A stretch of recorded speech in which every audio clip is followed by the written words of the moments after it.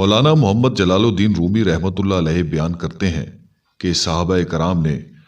جب حضور صلی اللہ علیہ وآلہ وسلم سے اس مسئلے کے متعلق دریافت کیا کہ پہلی امتوں میں بھی نیک لوگ ہوا کرتے تھے اور انہوں نے بھی نیک اعمال کیے، پھر ہمارے نیک اعمال کا اجر ان سے زیادہ کیوں ہے؟ تو آپ صلی اللہ علیہ وآلہ وسلم نے فرمایا کہ ایسا اس لیے ہے کہ تم نے وہ بھاری ذمہ داری قبول کی جسے قبول کرنے سے پہاڑ، زمین اور آسمان بھی عاجز تھے، یعنی تمہیں کتاب حکمت قرآن مجید عطا کی گئی اور تم نے اس بھاری ذمہ داری کو قبول کیا۔ پس اگر تم اس کتاب کو اور حضور کریم صلی اللہ علیہ وآلہ وسلم کی سنت کو تھام لوگے تو کامیاب ہوگے، اور یقیناً اس بار عظیم کو اٹھانے کی وجہ سے تم دیگر امتوں سے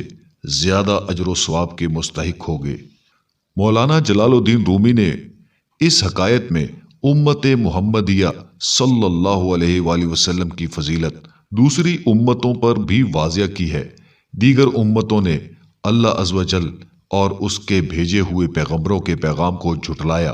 ماں سوائے چند لوگوں کے، اور اللہ عز و جل نے انسان کو جس مقصد کے لیے اس دنیا میں بھیجا اس مقصد کو پانے میں وہ ناکام رہے، جبکہ امت محمدیہ صلی اللہ علیہ وآلہ وسلم پر یہ خاص کرم ہے کہ اس کے بیشتر لوگوں نے پیغام الہی کو قبول کیا،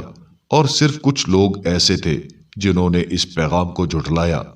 جن لوگوں نے حضور نبی کریم صلی اللہ علیہ وآلہ وسلم کی آواز پر لبیک کہا وہ اللہ عز و جل کی بارگاہ میں مقبول ہوئے، اور اللہ نے ان کے لیے اجر و ثواب کی حدود و قیود کو ختم کر دیا۔